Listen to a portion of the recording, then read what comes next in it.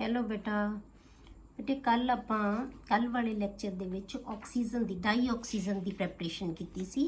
ਉਹਦੇ ਆਪਾਂ ਅਲੱਗ-ਅਲੱਗ ਮੈਥਡਸ ਡਿਸਕਸ ਕੀਤੇ ਸੀ, ਜਿਹਦੇ ਵਿੱਚ ਆਪਾਂ ਕਿਹਾ ਸੀ ਕਲੋਰੇਟਸ ਤੋਂ, ਉਸ ਤੋਂ ਬਾਅਦ ਆਪਾਂ ਨਾਈਟ੍ਰੇਟਸ ਤੋਂ, ਪਰਮੈਗਨੇਟਸ ਤੋਂ ਜਿਹੜੀ ਉਹਨਾਂ ਦੀ ਪ੍ਰੈਪਰੇਸ਼ਨ ਕਰ ਸਕਦੇ ਹਾਂ, ਜਾਂ ਫਿਰ ਮੈਟਲ ਆਕਸਾਈਡਸ ਦੀ ਡੀਕੰਪੋਜੀਸ਼ਨ ਕਰਕੇ।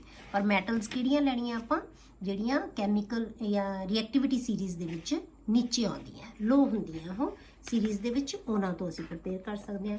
ਫਿਰ ਆਪਾਂ ਕਿਹਾ ਸੀ ਕਿ ਆਪਾਂ ਹਾਈਡਰੋਜਨ ਪਰਆਕਸਾਈਡ ਤੋਂ ਵੀ ਪ੍ਰਪੇਅਰ ਕਰ ਸਕਦੇ ਹਾਂ। ਤੇ ਆਪਾਂ ਕਿਹਾ ਸੀ ਲਾਰਜ ਜੇ ਆਪਾਂ ਸਕੇਲ ਤੇ ਬਣਾਉਣੀ ਹੋਵੇ ਤਾਂ ਅਸੀਂ ਵਾਟਰ ਦੀ ਇਲੈਕਟ੍ਰੋਲਿਸਿਸ ਦੇ ਨਾਲ ਆਕਸੀਜਨ ਨੂੰ ਪ੍ਰਪੇਅਰ ਕਰ ਸਕਦੇ ਹਾਂ। ਠੀਕ ਹੈ, ਉਸ ਤੋਂ ਬਾਅਦ ਵੀਡੀਓ ਆਪਾਂ ਆਕਸੀਜਨ ਦੀਆਂ ਡਾਈ ਆਕਸੀਜਨ ਦੀਆਂ ਫਿਜ਼ੀਕਲ ਪ੍ਰੋਪਰਟੀਜ਼ ਡਿਸਕਸ ਕੀਤੀਆਂ ਸੀ। ਠੀਕ ਹੈ, ਹੁਣ ਅੱਜ ਆਪਾਂ ਕਰਦੇ ਹਾਂ ਵੱਡੇ chemical properties of dye oxygen.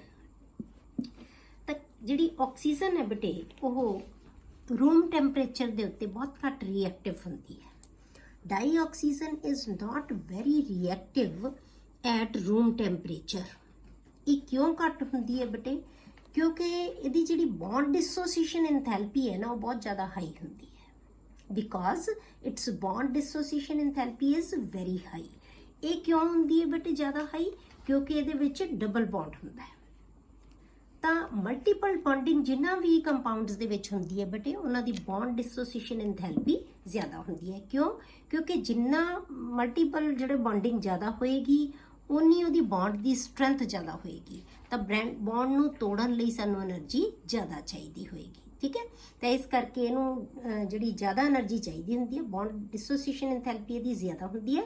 ਇਸ ਕਰਕੇ ਇਹਦੀ ਜਿਹੜੀ ਰਿਐਕਟਿਵਿਟੀ ਹੈ ਰੂਮ ਟੈਂਪਰੇਚਰ ਤੇ ਘੱਟ ਹੁੰਦੀ ਹੈ।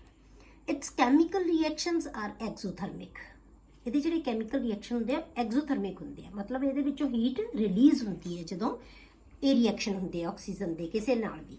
ਦੇਅਰਫੋਰ once the reaction start it proceeds of its own. ਪਰ ਇੱਕ ਵਾਰੀ ਰਿਐਕਸ਼ਨ ਸਟਾਰਟ ਹੋ ਜਾਂਦਾ, ਫਿਰ ਉਹ ਰਿਐਕਸ਼ਨ ਹੈ ਜਿਹੜਾ ਉਹ ਆਪਣੇ ਆਪ ਹੀ ਚੱਲਦਾ ਰਹਿੰਦਾ ਹੈ। ਜਿਵੇਂ ਆਪਾਂ ਕਿਸੇ ਫਿਊਲ ਨੂੰ ਜਲਾ ਦਿੰਦੇ ਹਾਂ ਇੱਕ ਵਾਰੀ, ਤਾਂ ਫਿਰ ਕੀ ਹੈ, ਉਹ ਆਪਣੇ ਆਪ ਹੀ ਚੱਲਦਾ ਰਹਿੰਦਾ ਹੈ। ਉਹਨੂੰ ਆਪਾਂ ਜਲਾਉਣਾ ਸ਼ੁਰੂ ਕਿਵੇਂ ਕਰਦੇ ਹਾਂ ਬੇਟੇ? ਹੁਣ ਜੇ ਇਹ ਰਿਐਕਟਿਵ ਹੋਵੇ ਰੂਮ ਟੈਂਪਰੇਚਰ ਤੇ ਵੀ ਆਕਸੀਜਨ ਇੰਨੀ, ਤਾਂ ਫਿਰ ਕੀ ਹੋਏਗਾ ਬੇਟੇ? ਜਿੱਥੇ ਬਾਲਣ ਪਿਆ ਹੋਏਗਾ ਤਾਂ ਫਿਰ ਤਾਂ ਇਹ ਆਪਣੇ ਆਪ ਹੀ ਜਲਦਾ ਰਹੇਗਾ। ਕਦੇ ਆਪਣੇ ਆਪ ਜਲਦਾ ਹੈ ਫਿਊਲ? ਨਹੀਂ, ਸਾਨੂੰ ਉਹਨੂੰ ਜਲਾਉਣਾ ਪੈਂਦਾ, ਸਟਾਰਟ ਕਰਨਾ ਪੈਂਦਾ ਰਿਐਕਸ਼ਨ। ਤਾਂ ਆਪਾਂ ਕੀ ਕਰਦੇ ਹਾਂ, ਜਦੋਂ ਅਸੀਂ ਉਹਨੂੰ ਸਟਾਰਟ ਕਰਦੇ ਹਾਂ ਤਾਂ ਆਪਾਂ ਉਹਦੇ ਇਗਨੀਸ਼ਨ ਟੈਂਪਰੇਚਰ ਤੱਕ ਉਹਨੂੰ ਲੈ ਕੇ ਆਉਂਦੇ ਹਾਂ।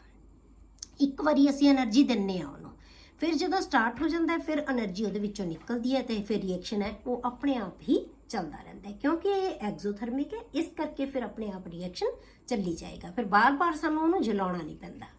ਠੀਕ ਹੈ, ਹੁਣ ਆਪਾਂ ਬੇਟੇ ਰਿਐਕਸ਼ਨਸ ਕਰਦੇ ਹਾਂ ਇਹਦੇ ਅਲੱਗ-ਅਲੱਗ ਜਿਹੜੇ ਕੰਪਾਊਂਡਸ ਦੇ ਨਾਲ, ਜਿਵੇਂ ਅਲੱਗ-ਅਲੱਗ ਕੰਪਾਊਂਡਸ ਨਾਲ ਵੀ ਨਹੀਂ, ਐਲੀਮੈਂਟਸ ਨਾਲ ਵੀ, ਕੰਪਾਊਂਡਸ ਨਾਲ ਵੀ, ਸਭ ਨਾਲ ਹੀ। ਠੀਕ ਹੈ, ਤਾਂ ਇਹ ਕਿਹਦੇ ਨਾਲ ਰਿਐਕਸ਼ਨ ਕਰਦਾ ਹੈ? ਤਕਰੀਬਨ ਸਾਰੇ ਤਰ੍ਹਾਂ ਦੇ ਜਿਹੜੇ ਐਲੀਮੈਂਟਸ ਹੈ ਉਹਨਾਂ ਨਾਲ, ਜਿਵੇਂ ਮੈਟਲਸ ਨਾਲ, ਨਾਨ ਮੈਟਲਸ ਨਾਲ ਤੇ ਕੰਪਾਊਂਡਸ ਨਾਲ ਵੀ, ਸਭ ਤਰ੍ਹਾਂ ਨਾਲ ਆਕਸੀਜਨ ਹੈ ਜਿਹੜਾ ਉਹ ਰਿਐਕਟ ਕਰਦੀ ਹੈ। ਪਹਿਲਾਂ ਆਪਾਂ ਲੈਂਦੇ ਹਾਂ reactions of dioxygen with metals.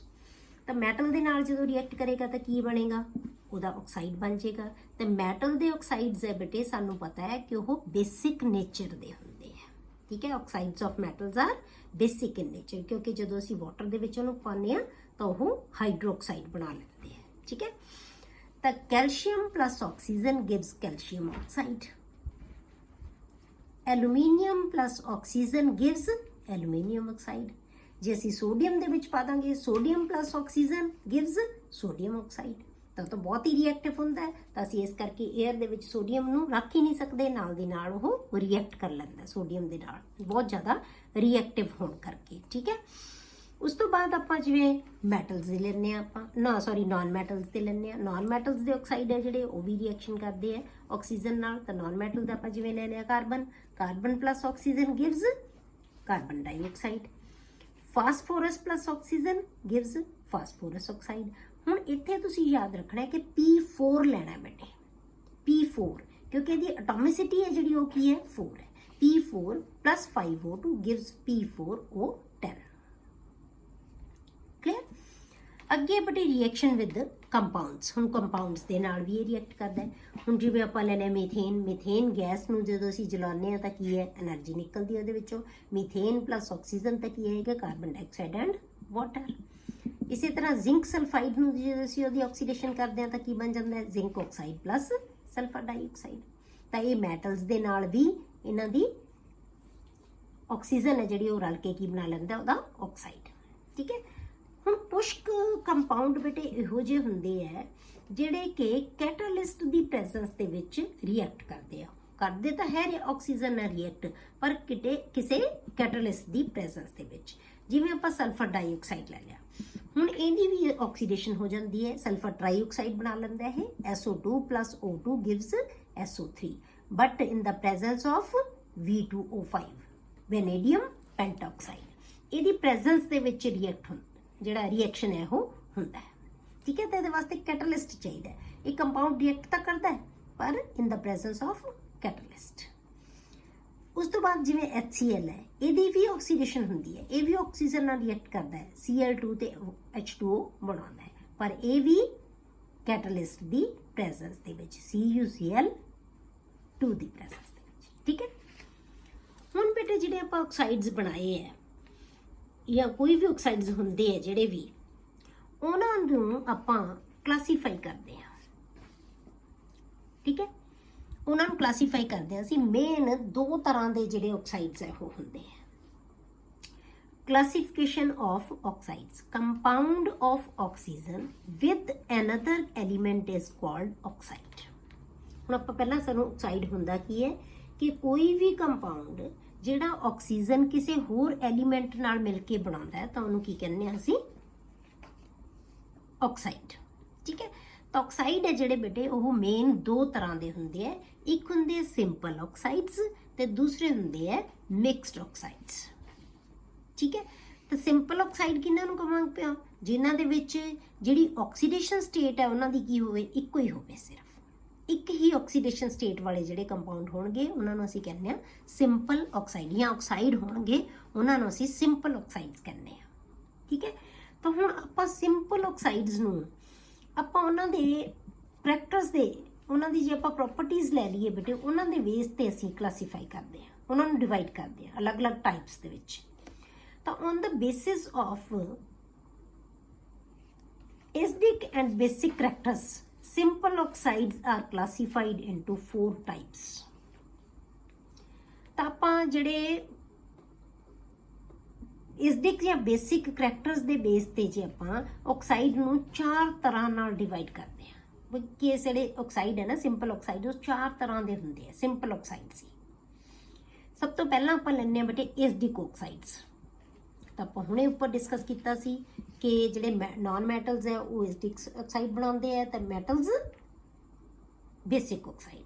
ਠੀਕ ਹੈ। ਦੋ ਹੀ ਤਰ੍ਹਾਂ ਦੇ ਤਾਂ ਸਾਨੂੰ ਪਤਾ ਹੀ ਲੱਗ ਗਈ, ਤੇ ਦੋ ਤਰ੍ਹਾਂ ਦੇ ਤਾਂ ਸਾਨੂੰ ਪਤਾ ਲੱਗ ਹੀ ਗਿਆ ਕਿ ਐਸਿਡ ਦੇ ਬੇਸਿਕ ਨੇਚਰ ਦੇ ਬੇਸ ਤੇ ਉਹਨਾਂ ਨੂੰ ਅਸੀਂ ਡਿਵਾਈਡ ਕੀਤਾ ਹੈ। ਤਾਂ ਪਹਿਲੇ ਆ ਗਏ acidic oxide, the oxides which combine with water to give acids. ਉਹ ਆਕਸਾਈਡਸ ਜਿਹੜੇ ਵਾਟਰ ਦੇ ਨਾਲ ਕੰਬਾਈਨ ਹੋ ਕੇ ਐਸਿਡਸ ਬਣਾਉਂਦੇ ਆ, ਉਹਨਾਂ ਨੂੰ ਅਸੀਂ ਕੀ ਕਹਿੰਦੇ ਆ ਬੇਟੇ, ਐਸਿਡਿਕ ਆਕਸਾਈਡਸ।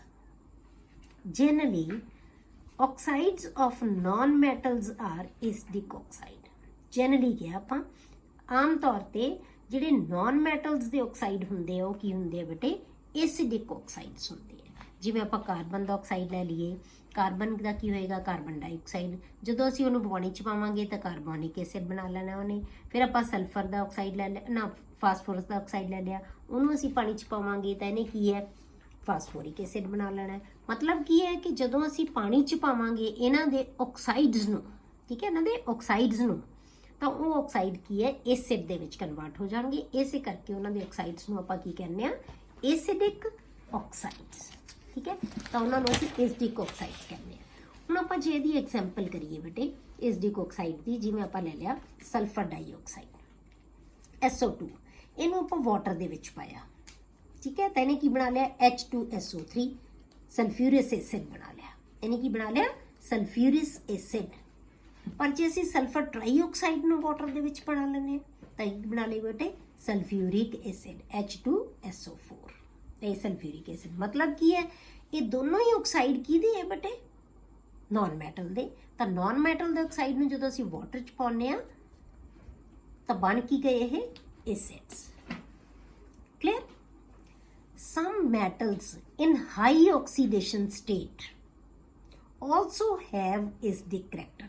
ਤਾਂ ਹੀ ਆਪਾਂ ਕਿਹਾ ਸੀ ਨਾ ਕਿ ਜਨਰਲੀ ਜਿਹੜੇ ਹੁੰਦੇ ਆ ਆਕਸਾਈਡਸ ਉਹ ਨਾਨ ਮੈਟਲਸ ਦੇ ਆਕਸਾਈਡ ਹੈ ਜਿਹੜੇ ਉਹ ਕੀ ਹੁੰਦੇ ਆ ਐਸਿਡਿਕ ਨੇਚਰ ਦੇ, ਪਰ ਹੁਣ ਤੇ ਐਕਸੈਪਸ਼ਨ ਸੀ, ਆਪਾਂ ਤਾਂ ਹੀ ਜਨਰਲੀ ਕਿਹਾ ਸੀ ਨਾ, ਠੀਕ ਹੈ। ਤਾਂ ਸਮ ਮੈਟਲ ਜਿਹੜੇ ਹੈਗੇ ਆ ਮੈਟਲ ਦੇ ਆਕਸਾਈਡਸ ਵੀ, ਪਰ ਜੇ ਹਾਇਰ ਆਕਸੀਡੇਸ਼ਨ ਸਟੇਟ ਹੋਣਗੇ ਉਹ ਵਾਲੇ, ਉਹਨਾਂ ਦੇ ਵੀ ਜਿਹੜੇ ਆਕਸਾਈਡ ਉਹ ਕੀ ਹੁੰਦੇ ਆ ਐਸਿਡਿਕ ਨੇਚਰ ਦੇ ਹੁੰਦੇ ਆ। ਜਿਵੇਂ ਆਪਾਂ ਲੈ ਲਿਆ Mn2O7, Mn2O7 ਇਹ ਮੈਟਲ ਦਾ ਆਕਸਾਈਡ ਹੈ ਪਰ ਇਹਦੀ ਨੇਚਰ ਕੀ ਹੈ ਐਸਿਡਿਕ ਹੈ। CrO3 ਇਹਦਾ ਵੀ ਆਕਸਾਈਡ ਹੈ ਜਿਹੜਾ ਉਹ ਐਸਿਡਿਕ ਹੈ। V2O5 ਇਹ ਸਾਰੇ ਕ੍ਰੋਮੀਅਮ, ਵੈਨੇਡੀਅਮ, ਮੈਂਗਨੀਜ਼ ਇਹ ਸਾਰੇ ਕੀ ਹੈ ਬੇਟੇ ਮੈਟਲਸ ਹੈ, ਪਰ ਇਹਨਾਂ ਦੇ ਆਕਸਾਈਡ ਹੈ ਜਿਹੜੇ ਉਹ ਕੀ ਹੈ ਐਸਿਡਿਕ ਨੇਚਰ ਦੇ ਹੈ। ਇਹ ਕੀ ਹੈ ਕਿ ਇਹ ਸਾਰੇ ਦੇ ਸਾਰੇ ਹਾਇਰ ਆਕਸੀਡੇਸ਼ਨ ਸਟੇਟ ਦੇ ਵਿੱਚ ਹੁੰਦੇ ਹੈ। ਇਹ ਐਕਸੈਪਸ਼ਨਸ ਹੈ ਕਿ ਮਤਲਬ ਇਹ ਨਹੀਂ ਕਹਿ ਸਕਦੇ ਆਪਾਂ ਕਿ ਸਿਰਫ ਹੀ ਨਾਨ ਮੈਟਲਸ ਦੇ ਹੁੰਦੇ ਆ, ਤਾਂ ਇਸੇ ਕਰਕੇ ਜਨਰਲੀ ਆਪਾਂ ਸ਼ਬਦ ਯੂਜ਼ ਕੀਤਾ ਸੀ ਕਿ ਜਨਰਲੀ ਨਾਨ ਮੈਟਲਸ ਦੇ ਆਕਸਾਈਡ ਹੁੰਦੇ ਆ, ਪਰ ਮੈਟਲਸ ਦੇ ਆਕਸਾਈਡਸ ਵੀ ਜਿਹੜੇ ਐਸਿਡਿਕ ਨੇਚਰ ਦੇ ਹੋ ਸਕਦੇ ਆ। ਕਲੀਅਰ। ਦੂਸਰੇ ਤਰ੍ਹਾਂ ਦੇ ਆਕਸਾਈਡ ਕਰਦੇ ਆ ਬੇਟੇ ਆਪਾਂ, ਉਹ ਹੈ ਬੇਸਿਕ ਆਕਸਾਈਡਸ। ਤਾਂ ਹੁਣ ਬੇਸਿਕ ਆਕਸਾਈਡ ਕਿਹਨਾਂ ਨੂੰ ਕਹਿੰਦੇ ਆ ਬੇਟੇ ਆਪਾਂ, ਜਿਹੜੇ ਆਕਸਾਈਡਸ ਨੂੰ ਆਪਾਂ ਜਦੋਂ ਪਾਣੀ ਦੇ ਵਿੱਚ ਪਾ ਦਈਏ ਤਾਂ ਉਹ ਕੀ ਹੈ ਬੇਸ ਬਣਾ ਲੈਣ, ਉਹ ਬੇਸ ਦੇਣ, ਤਾਂ ਉਹਨਾਂ ਨੂੰ ਕੀ ਕਵਾਂਗੇ ਅਸੀਂ basic oxides. The oxides which combine with water to give base, ਉਹਨਾਂ ਨੂੰ ਅਸੀਂ ਕਹਿੰਦੇ ਆ ਬੇਸਿਕ ਆਕਸਾਈਡਸ। ਐਗਜ਼ਾਮਪਲ ਆਪਾਂ ਜੇ ਲਈਏ Na2O ਸੋਡੀਅਮ ਦਾ ਆਕਸਾਈਡ, ਕੈਲਸ਼ੀਅਮ ਦਾ ਆਕਸਾਈਡ, ਬੇਰੀਅਮ ਦਾ ਆਕਸਾਈਡ, ਇਹ ਸਾਰੇ ਕੀ ਹੈ ਮੈਟਲਸ ਦੇ ਆਕਸਾਈਡ। Na ਮੈਟਲ ਹੈ, ਕੈਲਸ਼ੀਅਮ ਮੈਟਲ ਹੈ, ਬੇਰੀਅਮ ਮੈਟਲ ਹੈ, ਇਹਨਾਂ ਦੇ ਆਕਸਾਈਡ ਹੈ ਜਿਹੜੇ ਆਪਾਂ ਕੀ ਲੈਂਦੇ ਆ, ਇਹ ਕੀ ਹੋਣਗੇ ਬੇਸਿਕ ਆਕਸਾਈਡ ਹੋਣਗੇ, ਕਿਉਂਕਿ ਜਦੋਂ ਅਸੀਂ ਇਹਨਾਂ ਨੂੰ ਵਾਟਰ ਦੇ ਵਿੱਚ ਪਾਵਾਂਗੇ ਤਾਂ ਇਹਨਾਂ ਨੇ ਆਪਣੇ ਹਾਈਡਰੋਕਸਾਈਡ ਬਣਾ ਲੈਣੇ ਆ ਬੇਸ। ਜਿਵੇਂ ਆਪਾਂ ਫਿਰ ਕਿਹਾ generally oxides of metals are basic oxides. ਤਾਂ ਮੈਟਲਸ ਦੇ ਆਕਸਾਈਡ ਜਿਹੜੇ ਹੁੰਦੇ ਆ ਉਹ ਕੀ ਹੁੰਦੇ ਆ ਬੇਸਿਕ ਆਕਸਾਈਡਸ ਹੁੰਦੇ ਆ, ਠੀਕ ਹੈ। ਜਿਵੇਂ ਆਪਾਂ ਲੈ ਲਿਆ ਕੈਲਸ਼ੀਅਮ ਦਾ ਆਕਸਾਈਡ, ਇਹਨੂੰ ਅਸੀਂ ਵਾਟਰ 'ਚ ਪਾਇਆ ਤਾਂ ਕੈਲਸ਼ੀਅਮ ਆਕਸਾਈਡ ਨੇ ਵਾਟਰ ਨਾਲ ਮਿਲ ਕੇ ਕੀ ਬਣਾ ਲਿਆ ਕੈਲਸ਼ੀਅਮ ਹਾਈਡਰੋਕਸਾਈਡ। ਸੋਡੀਅਮ ਦੇ ਆਕਸਾਈਡ ਨੂੰ ਅਸੀਂ ਵਾਟਰ 'ਚ ਪਾਇਆ ਤਾਂ ਸੋਡੀਅਮ ਹਾਈਡਰੋਕਸਾਈਡ। ਕਲੀਅਰ। ਤਾਂ ਮੈਟਲਸ ਦੇ ਆਕਸਾਈਡ ਨੂੰ ਜਦੋਂ ਅਸੀਂ ਵਾਟਰ ਦੇ ਵਿੱਚ ਐਡ ਕਰਦੇ ਹਾਂ ਤਾਂ ਉਹ ਕੀ ਬਣਾ ਲੈਂਦੇ ਆਪਣੇ ਹਾਈਡਰੋਕਸਾਈਡਸ ਬਣਾ ਲੈਂਦੇ ਆ, ਇਸੇ ਕਰਕੇ ਆਪਾਂ ਇਹਨਾਂ ਨੂੰ ਕੀ ਕਹਿੰਦੇ ਆ ਬੇਸਿਕ ਆਕਸਾਈਡਸ। ਕਲੀਅਰ। ਤੀਸਰੀ ਤਰ੍ਹਾਂ ਦੇ ਸਿੰਪਲ ਆਕਸਾਈਡ ਆਪਾਂ ਕਰਦੇ ਹਾਂ ਬੇਟੇ ਐਮਫੋਟੈਰਿਕ ਆਕਸਾਈਡਸ। ਹੁਣ ਐਮਫੋਟੈਰਿਕ ਆਕਸਾਈਡ ਕਿਹਨਾਂ ਨੂੰ ਕਹਿੰਦੇ ਆ ਬੇਟੇ, ਐਮਫੋਟੈਰਿਕ ਉਹ ਹੁੰਦੇ ਆ ਜਿਨ੍ਹਾਂ ਦੇ ਵਿੱਚ ਐਸਿਡਿਕ ਤੇ ਬੇਸਿਕ ਕਰੈਕਟਰ ਦੋਨੋਂ ਤਰ੍ਹਾਂ ਦੇ ਕਰੈਕਟਰ ਹੋਣ, ਤਾਂ ਉਹਨਾਂ ਨੂੰ ਕੀ ਕਿਹਾ ਜਾਂਦਾ ਹੈ ਐਮਫੋਟੈਰਿਕ। ਇਹ ਸ਼ਬਦ ਨਵਾਂ ਨਹੀਂ ਤੁਹਾਡੇ ਲਈ, ਤੁਸੀਂ ਪਹਿਲਾਂ ਵੀ ਪੜ੍ਹਿਆ ਹੋਇਆ ਕਿ ਜਿਹਦੇ ਵਿੱਚ ਐਸਿਡਿਕ ਤੇ ਬੇਸਿਕ ਕਰੈਕਟਰਸ ਦੋਨੋਂ ਹੁੰਦੇ ਆ ਉਹਨਾਂ ਨੂੰ ਕੀ ਕਹਿੰਦੇ ਆ ਅਸੀਂ basic ਐਮਫੋਟੈਰਿਕ ਆਕਸਾਈਡਸ। The oxides which show acidic as well as basic character are called amphoteric oxide। ਮਤਲਬ ਜੇ ਅਸੀਂ ਐਸਿਡ ਦੇ ਵਿੱਚ ਪਾਈਏ ਤਾਂ ਉਹਦਾ ਆਕਸਾਈਡ ਬੇਸ ਦੀ ਤਰ੍ਹਾਂ ਬਿਹੇਵ ਕਰੇਗਾ, ਜੇ ਅਸੀਂ ਬੇਸ ਦੇ ਵਿੱਚ ਪਾਈਏ ਤਾਂ ਉਹਦਾ ਆਕਸਾਈਡ ਹੈ ਜਿਹੜਾ ਉਹ ਐਸਿਡ ਦੀ ਤਰ੍ਹਾਂ ਬਿਹੇਵ ਕਰੇਗਾ। ਤਾਂ ਉਹਨਾਂ ਨੂੰ ਇਹਦਾ ਮਤਲਬ ਕਿ ਐਸਿਡਿਕ ਕਰੈਕਟਰ ਵੀ ਹੈਗਾ ਉਹਦੇ 'ਚ, ਬੇਸਿਕ ਕਰੈਕਟਰ ਵੀ ਹੈਗਾ, ਤਾਂ ਅਸੀਂ ਉਹਨਾਂ ਨੂੰ ਕਹਾਂਗੇ ਐਮਫੋਟੈਰਿਕ ਆਕਸਾਈਡਸ। ਠੀਕ ਹੈ। ਜਿਵੇਂ ਆਪਾਂ ਐਗਜ਼ਾਮਪਲ ਲਿਆ ਦੇ react with acids as well as basis, ਮਤਲਬ ਦੋਨਾਂ ਨਾਲ ਰਿਐਕਟ ਕਰਨਗੇ, ਐਸਿਡ ਨਾਲ ਵੀ ਰਿਐਕਟ ਕਰਨਗੇ ਤੇ ਬੇਸ ਨਾਲ ਵੀ ਰਿਐਕਟ ਕਰਨਗੇ। ਦੈਟ ਇਜ਼ ਇਹ ਆਪਾਂ ਐਗਜ਼ਾਮਪਲ ਲਈਏ Al2O3, ਐਲੂਮੀਨੀਅਮ ਦਾ ਜਿਹੜਾ ਆਕਸਾਈਡ ਹੈ ਨਾ ਉਹ ਕੀ ਹੈ ਬੇਟੇ ਐਮਫੋਟੈਰਿਕ ਹੈ। ਅਦਰਵਾਈਜ਼ ਐਲੂਮੀਨੀਅਮ ਕੀ ਹੈ, ਐਲੂਮੀਨੀਅਮ ਕੀ ਹੈ ਮੈਟਲ ਹੈ, ਇਹਦਾ ਆਕਸਾਈਡ ਕੀ ਹੋਣਾ ਚਾਹੀਦਾ ਬੇਸਿਕ, ਪਰ ਇਹ ਕੀ ਹੈ ਐਮਫੋਟੈਰਿਕ। ਤਾਂ ਆਪਾਂ ਇਸੇ ਕਰਕੇ ਜਨਰਲੀ ਕਿਹਾ ਸੀ ਨਾ ਕਿ ਐਕਸੈਪਸ਼ਨਸ ਆਉਂਦੀਆਂ। ਤਾਂ ਇਸ ਮੈਟਲ ਦਾ ਆਕਸਾਈਡ ਹੈ ਜਿਹੜਾ ਉਹਦੀ ਨੇਚਰ ਐਮਫੋਟੈਰਿਕ ਹੁੰਦੀ ਹੈ, ਮਤਲਬ ਕਿ ਇਹਦੇ ਵਿੱਚ ਐਸਿਡਿਕ ਕਰੈਕਟਰ ਵੀ ਹੈ ਤੇ ਇਹਦੇ ਵਿੱਚ ਬੇਸਿਕ ਕਰੈਕਟਰ ਵੀ ਹੈਗਾ। ਠੀਕ ਹੈ। ਤਾਂ ਹੁਣ ਆਪਾਂ ਪਹਿਲਾਂ ਐਲੂਮੀਨੀਅਮ ਆਕਸਾਈਡ ਨੂੰ ਐਸਿਡ ਦੇ ਨਾਲ ਰਿਐਕਟ ਕਰਦੇ ਹਾਂ, ਜਦੋਂ ਇਹਦੇ ਵਿੱਚ ਅਸੀਂ ਐਸਿਡ ਪਾਉਂਦੇ ਹਾਂ ਤਾਂ ਇਹ ਬੇਸ ਦੀ ਤਰ੍ਹਾਂ ਬਿਹੇਵ ਕਰੇਗਾ। ਠੀਕ ਹੈ। ਤਾਂ ਐਸਿਡ ਨਾਲ ਉਹੀ ਚੀਜ਼ ਰਿਐਕਟ ਕਰ ਸਕਦੀ ਹੈ ਨਾ ਬਟ ਜਿਹੜੀ ਇਹਦੀ ਨੇਚਰ ਬੇਸ ਐਸਿਡ ਦੇ ਨਾਲ, ਐਸਿਡ ਨਹੀਂ ਨਾ ਰਿਐਕਟ ਕਰੇਗਾ ਐਸਿਡ ਦੇ ਨਾਲ ਜਿਹੜਾ ਬੇਸਿਕ ਨੇਚਰ ਹੈ। ਠੀਕ ਹੈ। ਤਾਂ ਆਪਾਂ ਕੀ ਹੈ Al2O3 plus HCl plus water, ਤਾਂ ਇਹਨੇ ਕੀ ਬਣਾ ਲਿਆ ਬੇਟੇ AlH2O6। ਅਦਰਵਾਈਜ਼ ਬੇਟੇ ਇਹਦਾ ਰਿਐਕਸ਼ਨ ਹੈ ਨਾ ਜਿਹੜਾ, ਜਿਵੇਂ ਆਪਾਂ ਜੇ ਛੋਟੀ ਕਲਾਸਿਸ 'ਚ ਤੁਸੀਂ ਇਹੀ ਐਲੂਮੀਨੀਅਮ ਆਕਸਾਈਡ ਦੀ HCl ਨਾਲ ਕਰਨਾ ਹੋਵੇ ਤਾਂ ਕੀ ਬਣਾ ਲਓਗੇ ਤੁਸੀਂ ਐਲੂਮੀਨੀਅਮ ਕਲੋਰਾਈਡ ਬਣ ਜਾਏਗਾ, ਨਾਲ ਵਾਟਰ ਬਣ ਜਾਏਗਾ, ਸਾਲਟ ਐਂਡ ਵਾਟਰ ਬਣੇਗਾ। ਆਪਾਂ ਨੂੰ ਪਤਾ ਹੈ ਨਾ ਕਿ ਜਦੋਂ ਐਸਿਡ ਤੇ ਬੇਸ ਰਿਐਕਟ ਕਰਦੇ ਆ ਤਾਂ ਕੀ ਬਣਾਉਂਦੇ ਆ ਬੇਟੇ, ਸਾਲਟ ਐਂਡ ਵਾਟਰ। ਪਰ ਹੁਣ ਤੁਹਾਡੀ ਵੱਡੀਆਂ ਕਲਾਸਾਂ ਦੇ ਵਿੱਚ ਅਸੀਂ ਸਾਲਟ ਐਂਡ ਵਾਟਰ ਸਾਲਟੀ ਬਣਿਆ ਹੁਣ ਵੀ, ਪਰ ਇਹ ਕਿ ਕੰਪਲੈਕਸ ਬਣਿਆ ਬੇਟੇ। ਇਹ ਕੰਪਲੈਕਸ ਕੰਪਾਊਂਡ ਬਣ ਗਿਆ ਐਲੂਮੀਨੀਅਮ ਦਾ। ਐਲੂਮੀਨੀਅਮ ਨੇ 6 ਵਾਟਰ ਮੋਲੀਕਿਊਲਸ ਦੇ ਨਾਲ, ਜਿਵੇਂ ਆਪਾਂ ਕੰਪਲੈਕਸਸ ਆਪਾਂ ਕੋਆਰਡੀਨੇਸ਼ਨ ਕੰਪਾਊਂਡਸ ਪੜਾਂਗੇ ਨਾ, ਉੱਥੇ ਤੁਹਾਨੂੰ ਇਹ ਕੰਪਾਊਂਡਸ ਹੈ ਜਿਹੜਾ ਪੂਰਾ ਚੈਪਟਰ ਹੀ ਤੁਹਾਨੂੰ ਇਹਨਾਂ ਕੰਪਾਊਂਡਸ ਦਾ ਹੈ, ਉੱਥੇ ਆਪਾਂ ਇਹਨਾਂ ਨੂੰ ਡਿਸਕਸ ਕਰਾਂਗੇ। ਹੁਣ ਤੁਸੀਂ ਇਹ ਦੇਖ ਲਓ ਕਿ ਇਹ ਕੰਪਲੈਕਸ ਕੰਪਾਊਂਡ ਹੈ ਜਿਹੜਾ ਇਹ ਬਣਾ ਲੈਂਦਾ ਹੈ AlH2O6 ਤੇ Al ਦੀ ਆਕਸੀਡੇਸ਼ਨ ਸਟੇਟ ਕਿੰਨੀ ਹੈ, 3 ਪੋਜ਼ਿਟਿਵ ਹੈ, ਪਲੱਸ Cl ਨੈਗੇਟਿਵ। ਤਾਂ ਇਹਦੇ ਨਾਲ ਹੀ ਇਹ ਜੁੜ ਜਾਏਗਾ ਜੇ, ਤਾਂ ਇਹਦੇ ਨਾਲ ਹੀ Cl ਆ ਜਾਏਗਾ। ਇਹਨੂੰ ਆਪਾਂ ਅਲੱਗ-ਅਲੱਗ ਆਇਨਸ ਦੇ ਵਿੱਚ ਕਨਵਰਟ ਕਰਤਾ, ਤਾਂ ਕਰਕੇ ਅਸੀਂ ਇਹਨੂੰ Cl ਨੂੰ ਅਲੱਗ ਲਿਖਤਾ ਹੋਇਆ, ਠੀਕ ਹੈ। ਤਾਂ ਇਹ ਤੁਹਾਡੇ ਕੋਲੇ ਆ ਗਿਆ, ਇਹ ਐਸਿਡ ਦੇ ਨਾਲ ਰਿਐਕਟ ਕਰ ਰਿਹਾ।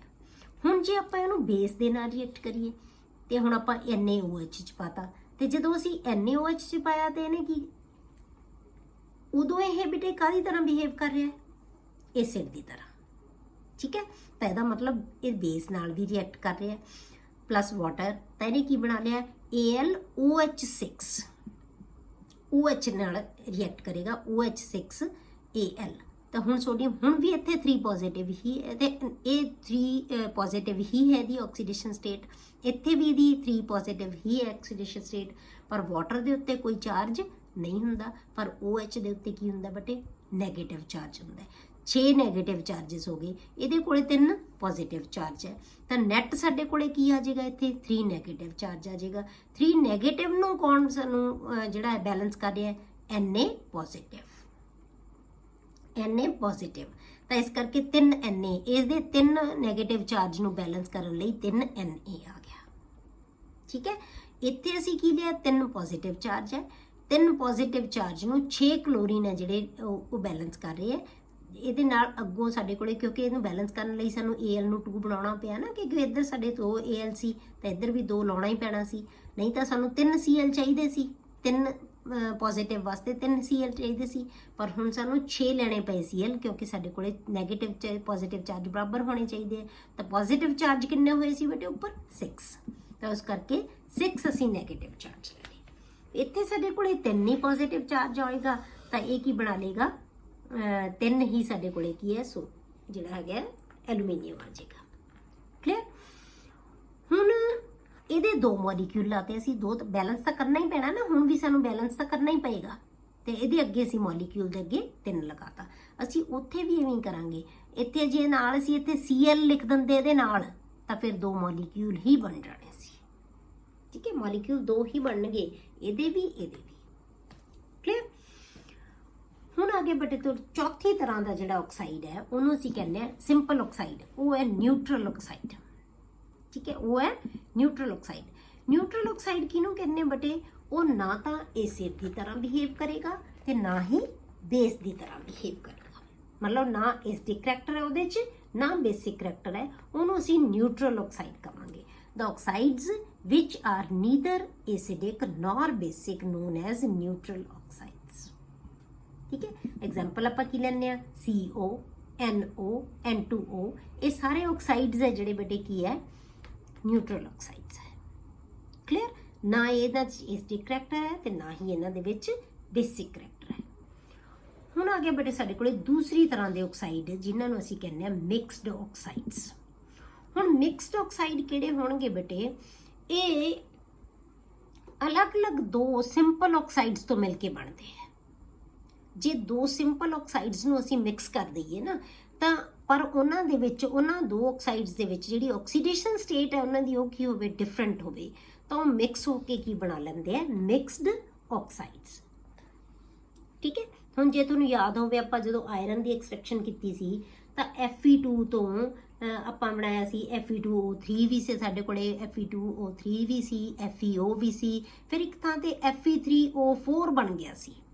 ਉਹ ਕਿਵੇਂ ਬਣਿਆ ਸੀ, ਉਹ ਮਿਕਸਡ ਆਕਸਾਈਡ ਸੀ, ਉਹ FeO ਤੇ Fe2O3 ਨੇ ਮਿਲ ਕੇ ਬਣਾਇਆ ਸੀ। ਉਸ ਤਰ੍ਹਾਂ ਦੇ ਆਕਸਾਈਡ ਨੂੰ ਅਸੀਂ ਕਹਾਂਗੇ mixed oxides. Metal oxides which consists of 2 simple oxides with the metal in different oxidation state। ਜਿਹੜੀ ਮੈਟਲ ਹੈ ਉਹ ਕੀ ਹੋਏਗੀ, डिफरेंट ऑक्सीडेशन स्टेट च होवेगी आर कॉल्ड मिक्सड ऑक्साइड। मतलब जे असी दो सिंपल ऑक्साइड नूं, ये नहीं कि असी FeO नूं FeO नाल मिलाता मिक्स करता, नो, उत्ते FeO दी की होगी बेटे ऑक्सीडेशन स्टेट सेम होगी। असी दो इहो ਜਿਹੇ ऑक्साइड्स नूं मिक्स करना है, सिंपल ऑक्साइड्स नूं मिक्स करना है जिहदे विच मैटल दी ऑक्सीडेशन स्टेट है जिहड़ी ओह डिफरेंट होवे, ਤਾਂ ਉਹਨੂੰ ਅਸੀਂ ਮਿਕਸਡ ਆਕਸਾਈਡ ਕਹਾਂਗੇ। For example PB3O4 PB3O4। ਹੁਣ ਇੱਥੇ ਜੇ ਅਸੀਂ ਆਕਸੀਡੇਸ਼ਨ ਸਟੇਟ ਲਈਏ ਨਾ ਤੇ ਤਾਂ ਇਹਦੀ ਆਕਸੀਡੇਸ਼ਨ ਸਟੇਟ ਤਾਂ ਕੋਈ ਵੀ ਨਹੀਂ ਮਤਲਬ ਫ੍ਰੈਕਸ਼ਨ ਚ ਆ ਜਾਣੀ ਹੈ। ਇਹ ਤਾਂ ਆਕਸਾਈਡ ਹੁੰਦਾ ਹੀ ਨਹੀਂ ਕੋਈ। ਜੇ ਦੋ ਚੀਜ਼ਾਂ ਨੂੰ ਆਪਾਂ ਕਹੀਏ ਕਿ ਲੈਡ ਤੇ ਆਕਸੀਜਨ ਮਿਲ ਕੇ ਬਣਾ ਲੈਣਗੇ ਤਾਂ ਨਹੀਂ ਬਣੇਗਾ ਇਹ, ਠੀਕ ਹੈ। ਜੇ ਆਪਾਂ ਆਕਸੀਡੇਸ਼ਨ ਸਟੇਟ ਕੱਢਾਂਗੇ ਨਾ ਤਾਂ ਫ੍ਰੈਕਸ਼ਨ ਚ ਆਏਗੀ। इज ए की है पर एक मिक्सड ऑक्साइड है बेटे, is a mixture of lead oxide PbO and lead dioxide PbO2। ये दोनों का मिक्सचर है। दो तो PbO दे ਆਪਾਂ ਲੈਣੇ ਆ, 2 PbO ਲਵਾਂਗੇ ਤੇ 1 PbO2 ਤਾਂ ਕੀ ਬਣ ਜਾਣਾ ਹੈ 2 PbA 1 PbA ਕਿੰਨਾ ਬਣ ਗਿਆ Pb3 ਬਣ ਗਿਆ। 2 O2A हो गए, 2 इत्थों आ जाएंगे क्योंकि असीं ये 2 मॉलिक्यूल लेने हैं, ठीक है। मतलब 2:1 की रेशो च इन्होंने मिक्स करना है। तो O किन्ने बन गए 4, तो की बन गया Pb3O4। इनू 2 मॉलिक्यूल लवांगे, इहदा 1 मॉलिक्यूल लवांगे, उन्होंने मिक्स करके इन्हें की बना लेना है Pb3O4। इनू लिख के बंद देने का फार्मूला की है PbO2, ठीक है, PbO2 इंटू 2 PbO, मतलब 2 PbO दे मॉलिक्यूल्स। क्लियर। तो Pb टोटल कितना बन गया 3, O कितना बन गया टोटल 4। इनू कहने असी मिक्सड ऑक्साइड। हुण इहदी ऑक्सीडेशन स्टेट देखिए बेटे, इत्थे Pb दी ऑक्सीडेशन स्टेट कितनी है 2 पॉजिटिव। इत्थे असी ऑक्सीडेशन स्टेट कितनी देखी है जी Pb दी 4 पॉजिटिव। PbO2 लिखा है, ये 4 है, इहदी 2 है, 2 कैंसल हो गया, 2 इत्थे रह गया, ठीक है। इतने 4 है, ये 2 ऑक्सीडेशन स्टेट च है, ये 4 ऑक्सीडेशन स्टेट च है। क्लियर। जे तुसीं X मान के ऑक्सीडेशन स्टेट कढ़ के देखो, ये 2 आएगी, ये Pb दी 4 आएगी। ये मिक्सड ऑक्साइड है। दूसरी जी एग्जाम्पल लेने आप बेटे आयरन के ऑक्साइड की लेने Fe3O4। इत्थे भी जी ऑक्सीडेशन स्टेट की आऊगी बेटे फ्रैक्शन आएगी, फिर वो भी नहीं हो सकती होंगी, ठीक है। ये भी एक मिक्सड ऑक्साइड है।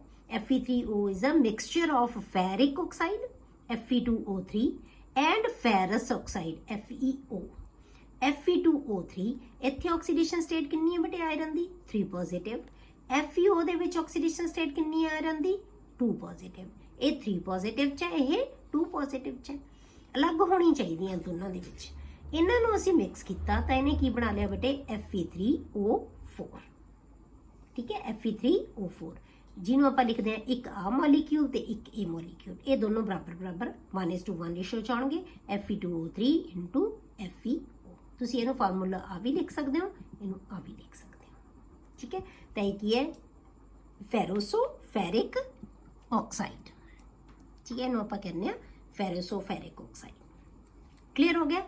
ये आ गए तुहाडे कोले बेटे मिक्सड ऑक्साइड्स। नैक्सट है जिहड़ा आपां टॉपिक अगले लैक्चर च